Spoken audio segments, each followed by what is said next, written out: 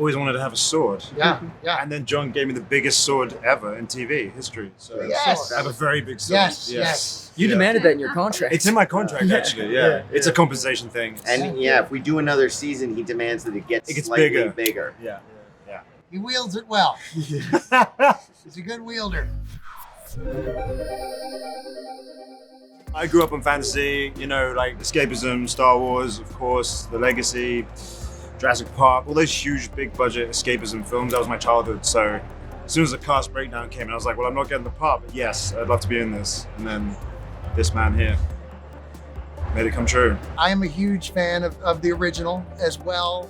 I thought it had so much heart and soul, and John called me up and told me about it. He kind of described the character a little bit, and I thought it was a lot of fun. I thought it was going to be a real opportunity, and I've always wanted to be a part of the Lucasfilm world, and this was a way to literally sneak in. So I was excited for that. And then when I met the cast, I was like, this is incredible. I mean, I felt like I found my tribe. It was a real thing because Val Kilmer and Mad Mardigan are such a huge part of this legacy. And when we went to find someone who could seem like they would have been able to rollick the way Val rollicked, someone who could party on that level even harder, we literally thought of no one but Christian. It just was like, it's to get your first wish on one of these things is very unusual. And it's pretty special to be here with him. Couldn't say no. It's so much fun, and it really takes the fantasy genre and just injects this huge fun-loving feeling into it. All of the roles were so unique and so different, and everyone really had their own storyline. When I was first reading the first couple scripts, and it's not all that common sometimes, but I was completely enthralled.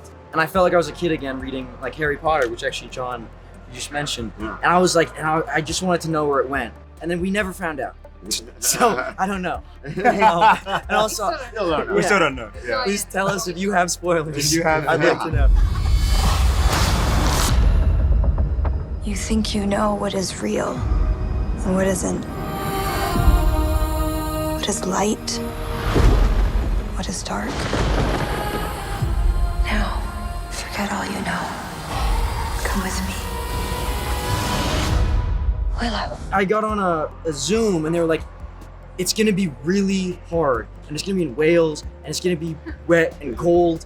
And I wanted the job, so I'm like, yeah, I'm from Canada, that's fine. Yeah. But there was something about the challenge that I was like, oh yeah, I wanna be cold. I wanna learn how to sword fight and be in pain. Yes. And we were sword fighting. Really? You want to be in pain? I want to be in pain. We were in a beautiful studio outside Cardiff called Dragon Studios, and I had an office in one of the buildings that looked out on a big grassy field.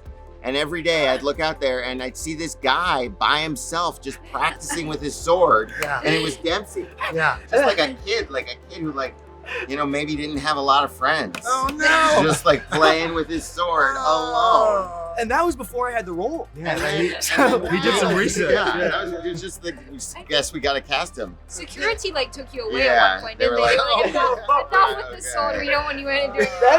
That's true. Though, that's true. Yeah, we did good. And the ironic payoff of all of this is that in the show he does some stuff with his sword where you're like, that's amazing. Yeah. That looks like a guy who spent day after day alone in a field practicing with this sword. Our true enemy is still out there, rallying the forces of evil. And the only thing standing in its path is us.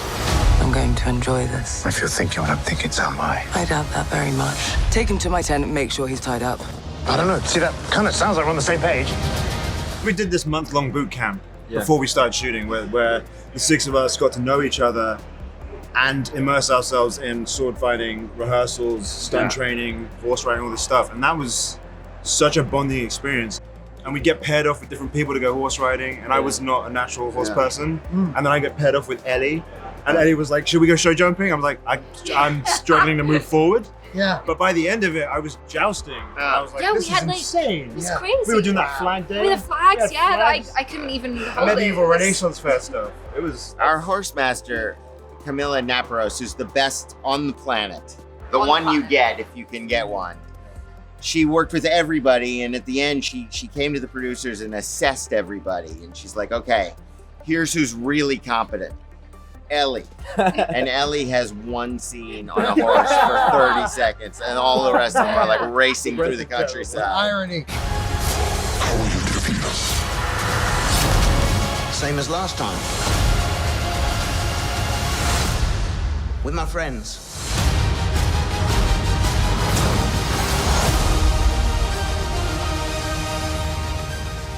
I remember this moment where I was standing there and I wasn't really involved with what was going on, and there was nights, and it was the sets that they made were practical and so beautiful. Yeah. And I just had this realization that like no human on the planet really gets to see this for the last however many, hundreds of years, and we got to, and that practical element was like just a total dream. Yeah. It was an actual, it felt like you were walking around in a dream. We went to a woodland Oh, that was. for like some later episodes, some great stuff, and these woodlands like have not been touched by human beings in hundreds of years. Yeah. So they are dense thickets of moss-covered branches, and like you can't see more than like five meters because the growth is so thick. And I remember being there and thinking like, no one's been here before, and we were having to place branches in that we could push through and things like that. And I just remember being there in those forests and thinking, this is like I always wondered, how would Robin Hood hide from people?